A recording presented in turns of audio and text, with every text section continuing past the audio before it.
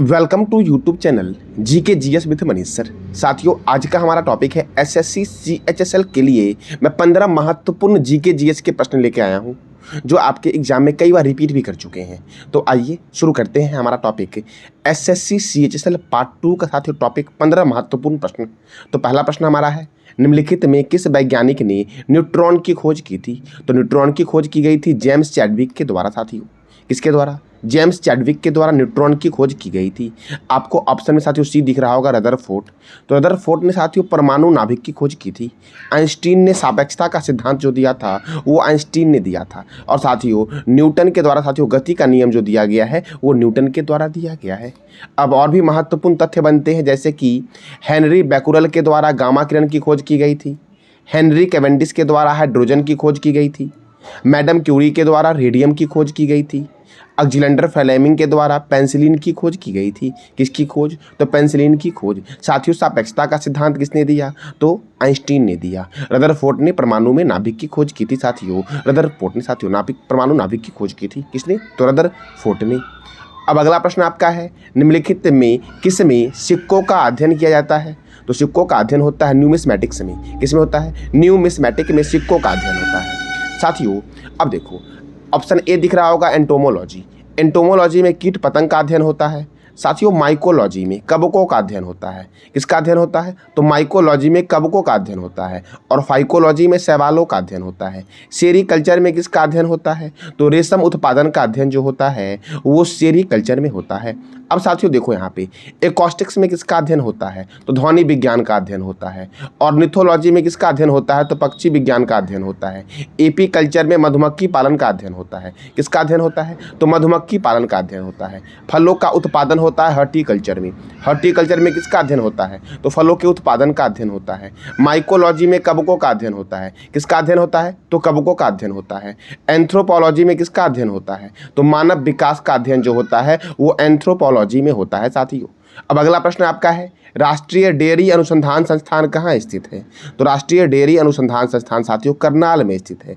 और करनाल किस राज्य में है? तो हरियाणा में। तो आपको बताना है कमेंट बॉक्स में कि हरियाणा में कौन कौन से नेशनल पार्क है, ये बताना है आपको कमेंट बॉक्स में। अब साथियों ऑप्शन बी देखो, कलपक्कम है। कलपक्कम में Indira Gandhi centre for atomic research है। Atomic research, Indira Gandhi centre for atomic research कहाँ है? कलपक्कम में। ट्रॉम्बे साथियों, ट्रॉम्बे में है भाभा परमाणु अनुसंधान केंद्र। और देहरादून के बारे में मैंने पिछले क्लास में ही बताया था आपको कि देहरादून में भारतीय पेट्रोलियम संस्थान जो आपका है वो कहाँ पर है? तो देहरादून में। देहरादून उत्तराखंड की राजधानी है। साथियों, अगला प्रश्न आपका है, हाइड्रोजन बम किस सिद्धांत पर कार्य करता है या हाइड्रोजन बम किस अभिक्रिया पर आधारित साथियों है? तो हाइड्रोजन बम नाभिकीय संलयन पर आधारित है। किस पर? तो नाभिकीय संलयन पर। साथियों, नाभिकीय विखंडन पर परमाणु बम आधारित है। साथियों, सबसे पहले परमाणु बम का जो इस्तेमाल किया गया था वो 6 अगस्त 1945 को किया गया था। और दूसरा बार 9 अगस्त 1945 को किया गया था अमेरिका के द्वारा जापान पर। तो 6 अगस्त को हिरोशिमा में परमाणु बम गिराया गया था और 9 अगस्त को नागासाकी पर परमाणु बम गिराया गया था। साथियों, तो साथियों हिरोशिमा पर जो परमाणु बम गिराया गया था उसका नाम क्या था? और नागासाकी पर जो परमाणु बम गिराया गया था उसका नाम क्या था? ये बताना है कमेंट बॉक्स में आपको। अब 5वां प्रश्न आपका है, उत्तल दर्पण पर बना प्रतिबिंब होता है तो कैसा होता है? साथियों, तो वास्तविक तथा उल्टा होता है उत्तल दर्पण पर बना प्रतिबिंब। अब अगला प्रश्न आपका है, निम्नलिखित में कौन सी युक्ति विद्युत ऊर्जा को यांत्रिक ऊर्जा में परिवर्तित करता है? साथियों, तो साथियों विद्युत मोटर विद्युत ऊर्जा को यांत्रिक ऊर्जा में परिवर्तित करता है। कौन? तो विद्युत मोटर। साथियों, अब देखो साथियों इसमें और भी साथियों महत्वपूर्ण तथ्य बनते हैं आपके हैं। जैसे देखो विद्युत बल्ब, ये विद्युत ऊर्जा को प्रकाश ऊर्जा में परिवर्तित करता है। विद्युत हीटर विद्युत ऊर्जा को उष्मा ऊर्जा में। लाउड स्पीकर विद्युत ऊर्जा को ध्वनि ऊर्जा में। विद्युत मोटर विद्युत ऊर्जा को यांत्रिक ऊर्जा में। साथियों, डायनमो करता है यांत्रिक ऊर्जा को विद्युत ऊर्जा में। किसमें? तो डायनमो करता है यांत्रिक ऊर्जा को विद्युत ऊर्जा में। साथियों, अब साथियों मोमबत्ती करता है रासायनिक ऊर्जा को प्रकाश एवं उष्मा ऊर्जा में। विद्युत सेल करता है रासायनिक ऊर्जा को विद्युत ऊर्जा में। किसमें करता है? तो रासायनिक ऊर्जा को विद्युत ऊर्जा में करता है। साथियों एक बार फिर से रिवीजन करते हैं। देखो विद्युत बल्ब विद्युत ऊर्जा को प्रकाश ऊर्जा में। विद्युत हीटर, देखो विद्युत हीटर विद्युत ऊर्जा को उष्मा ऊर्जा में। लाउड स्पीकर विद्युत ऊर्जा को ध्वनि ऊर्जा में। विद्युत मोटर विद्युत ऊर्जा को यांत्रिक ऊर्जा में। देखो साथ तीनों आसान है। विद्युत बल्ब साथियों विद्युत ऊर्जा को प्रकाश ऊर्जा में। विद्युत हीटर विद्युत ऊर्जा को उष्मा ऊर्जा में। विद्युत मोटर विद्युत ऊर्जा को यांत्रिक ऊर्जा में, और डायनेमो यांत्रिक ऊर्जा को विद्युत ऊर्जा में परिवर्तित करती है। मोमबत्ती रासायनिक ऊर्जा को प्रकाश एवं ऊष्मा ऊर्जा में, और विद्युत सेल रासायनिक ऊर्जा को विद्युत ऊर्जा में साथियों परिवर्तित करती है। अब साथियों अगला प्रश्न आपका है, हृदय गति सुनने में किस यंत्र का इस्तेमाल करते हैं हृदय गति सुनने में? तो स्टेथोस्कोप का इस्तेमाल करते हैं हृदय गति को सुनने में साथियों। अब देखो ऑप्शन ए में है गायरोस्कोप। गायरोस्कोप साथियों घूमती हुई वस्तु की गति ज्ञात करने के लिए गायरोस्कोप का प्रयोग करते हैं। सेक्सटेंट साथियों इसका प्रयोग करते हैं कोणीय दूरी को मापने में, और लैक्टोमीटर आपको पता ही है दूध की शुद्धता मापने में लैक्टोमीटर का प्रयोग करते हैं। अब साथियों अगला प्रश्न आपका है, बंगाल टाइगर के नाम से किस खिलाड़ी को जानते हैं?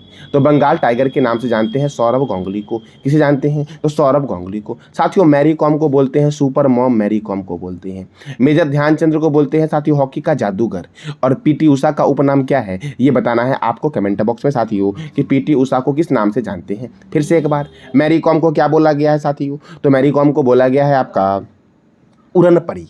सौरभ गांगुली को बंगाल टाइगर मैंने बताया, मेजर ध्यानचंद्र को हॉकी का जादूगर, और पीटी उषा को किस नाम से जानते हैं ये बताना है आपको कमेंट बॉक्स में। साथियों मेजर ध्यानचंद्र की जयंती पर ही मनाया जाता है खेल दिवस।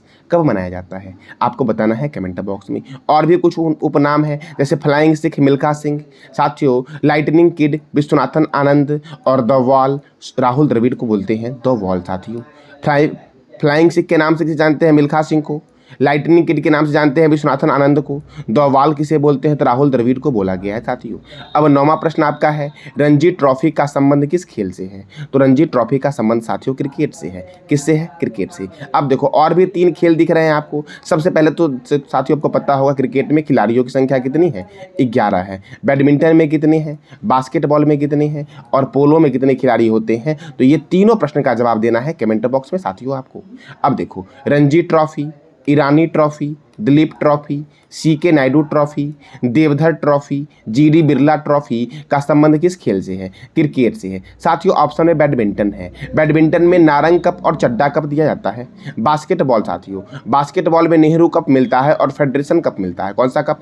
बास्केटबॉल में नेहरू कप और फेडरेशन कप मिलता है। पोलो में साथियों 2 महत्वपूर्ण कप हैं आपके, एक है एजार कप और दूसरा है राधा मोहन कप, जो पोलो में दिया जाता है। अब अगला प्रश्न आपका है, निम्नलिखित में किस स्थान पर जंतर मंतर स्थित नहीं है? यानी कि जंतर मंतर कहाँ स्थित नहीं है? तो जंतर मंतर आगरा में स्थित नहीं है जंतर मंतर। साथियों देखो दिल्ली में, वाराणसी में और उज्जैन में तीनों स्थान पर जंतर मंतर है। साथियों यहाँ से प्रश्न बनता है जंतर मंतर कहाँ कहाँ है? तो जयपुर में है, दिल्ली में है, उज्जैन में है, वाराणसी में है और मथुरा में है। 5 स्थान पे जंतर मंतर। फिर से सुनना, दिल्ली में है साथियों, जयपुर में है, उज्जैन में है, वाराणसी में है, मथुरा में है। साथियों दिल्ली यमुना रिवर के किनारे है, वाराणसी गंगा रिवर के किनारे है। साथियों जयपुर को बोलते हैं पिंक सिटी। क्या बोलते हैं? Pink city. जयपुर के पास में ही जोधपुर है, उसे बोलते हैं ब्लू सिटी। साथियों उज्जैन किस रिवर के किनारे है ये बताना है आपको कमेंट बॉक्स में। अब अगला प्रश्न आपका है, मूल कर्तव्य का वर्णन भारतीय संविधान के किस भाग में है? मूल कर्तव्य का वर्णन तो भारतीय संविधान के भाग 4 के क में मूल कर्तव्य का वर्णन किया गया है। साथियों अब देखो भाग 1 में क्या है? तो संघ और राज्य क्षेत्र भाग 1 में है। नागरिकता किसमें है? तो भाग 2 में नागरिकता का वर्णन किया गया है। भाग 3 में क्या है? मौलिक अधिकार है। भाग 4 में क्या है? नीति निर्देशक तत्व है। भाग 4 के क में क्या है? मूल कर्तव्य है। भाग 5 में क्या है? संघ है। और भाग 6 में क्या है? राज्य है। साथियों देखो मूल कर्तव्य का प्रावधान जो लिया गया है, मूल कर्तव्य कहाँ से लिया गया है? रूस से लिया गया है। और ये मूल अधिकार है, ये कहाँ से लिया गया है? तो अमेरिका के संविधान से लिया गया है मूल अधिकार। साथियों देखो मूल कर्तव्य जो आपका है ये सरदार स्वर्ण सिंह समिति की अनुशंसा पर भारतीय संविधान में 42वां संविधान संशोधन 1976 के द्वारा जोड़ा गया। कई बार पूछा गया है कि मूल कर्तव्य को जोड़ने का सुझाव किस समिति ने दिया था? तो क्या बोलोगे? सरदार स्वर्ण सिंह समिति ने दिया था। और कब जोड़ा गया? 42वां संविधान संशोधन 1976 में जोड़ा गया। जरा सा आप बताना तो सरदार स्वर्ण सिंह समिति की स्थापना कब हुई साथियों? अब अगला प्रश्न आपका है, विधि के समक्ष समानता का वर्णन भारतीय संविधान के किस अनुच्छेद में वर्णित है? कौन सा? तो विधि के समक्ष समानता साथियों, इसका वर्णन भारतीय संविधान के किस अनुच्छेद में वर्णित है? तो 14 में, अनुच्छेद 14 में साथियों वर्णित है विधि के समक्ष समानता अर्थात कानून के समक्ष समानता।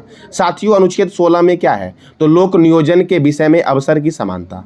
अनुच्छेद 17 में क्या है? अस्पृश्यता का अंत अर्थात छुआछूत का अंत। अनुच्छेद 18 में क्या है? उपाधियों का अंत। क्या है? तो उपाधियों का अंत साथियों। अब अगला प्रश्न आपका है, डिजिटल इंडिया कार्यक्रम की शुरुआत कब हुई? तो डिजिटल इंडिया कार्यक्रम की शुरुआत साथियों कब हुई? इसकी शुरुआत हुई 21 अगस्त 2014 को। देखो सारे ऑप्शन में साथियों वर्ष सेम है 2014। तो यहाँ से और भी प्रश्न बनते हैं, जैसे कि 28 अगस्त 2014 को कौन सा योजना शुरू हुआ था? तो प्रधानमंत्री जन योजना। कौन सा योजना? प्रधानमंत्री जन योजना की शुरुआत जो हुई साथियों, ये कब हुई थी? तो ये हुई थी 28 अगस्त 2014 को। 2 अक्टूबर 2014 को कौन सा योजना शुरू हुआ था? स्वच्छ भारत मिशन की शुरुआत हुई थी 2 अक्टूबर 2014 को। और महत्वपूर्ण, सबसे महत्वपूर्ण साथियों, 31 अक्टूबर 2014 को फास्टैग की शुरुआत हुई थी। क्या? तो फास्टैग की शुरुआत कब हुई थी? 31 अक्टूबर 2014 को साथियों। अब अगला प्रश्न आपका है, मरणोपरांत दादा साहब फाल्के पुरस्कार प्राप्त करने वाले प्रथम व्यक्ति कौन थे? तो पृथ्वीराज कपूर को साथियों सर्वप्रथम दादा साहब फाल्के पुरस्कार दिया गया था मरणोपरांत साथियों। अब देखो साथियों, यहाँ से एक पॉइंट बनता है आपका ये है कि दादा साहब फाल्के पुरस्कार सबसे पहले किसको दिया गया था? तो देविका रानी रोरिक को दिया गया था। और कब दिया गया था? तो 1969 में देविका रानी रोरिक को सबसे पहले दादा साहब फाल्के पुरस्कार दिया गया था। साथियों पृथ्वीराज कपूर को मरणोपरांत दिया गया था। कब दिया गया था? तो इनको दिया गया था 1971 में। कब दिया गया था? 1971 में। साथियों और भी कुछ महत्वपूर्ण साथियों हैं, जैसे विनोद खन्ना को कब दिया गया? 2017 में दिया गया। अमिताभ बच्चन को कब दिया गया? 2018 में दिया गया। रजनीकांत को कब दिया गया दादा साहब फाल्के पुरस्कार? तो 2019 में दिया गया साथियों। अब अगला प्रश्न आपका और आखिरी प्रश्न है, सोनल मानसिंह का संबंध किस नृत्य से है? साथियों ये प्रश्न शुरू करने से पहले मैं आपको बता देता हूँ कि मैं वीडियो के एंड में आपसे 3 प्रश्न करूंगा, जिसका जवाब देना है कमेंट बॉक्स में आपको साथियों। और साथियों जानकारी कैसी लगी आपको, इसका फीडबैक साथियों आप अवश्य कमेंट बॉक्स में देना। तो सोनल मानसिंह का संबंध किस नृत्य से है? तो सोनल मानसिंह का संबंध जो आपका साथियों है, ये भरतनाट्यम से है। सोनल मानसिंह का संबंध, अब साथियों भरतनाट्यम से सोनल मानसिंह का संबंध है, तो देखो सोनल मानसिंह का संबंध भरतनाट्यम के साथ साथ ओडिसी से भी है। यामिनी कृष्णमूर्ति का संबंध भरतनाट्यम और कुचिपुड़ी दोनों से है। लक्ष्मी नारायण शास्त्री, राधा रेड्डी, राजा रेड्डी, स्वप्न सुंदरी का संबंध किस नृत्य से है? तो कुचिपुड़ी से है। किस नृत्य से है? कुचिपुड़ी से है। देखो यामिनी कृष्णमूर्ति, सोनल मानसिंह, रुक्मणी देवी, बाल सरस्वती, पद्मा सुब्रमण्यम, राम गोपाल, मृणालिनी साराभाई, वैजयंती माला बाली, प्रियदर्शनी गोविंद का संबंध किससे है? तो भरतनाट्यम से है। साथियों नृत्य वाला आपके लिए बहुत ही महत्वपूर्ण है एसएससी एग्जाम के लिए खास करके।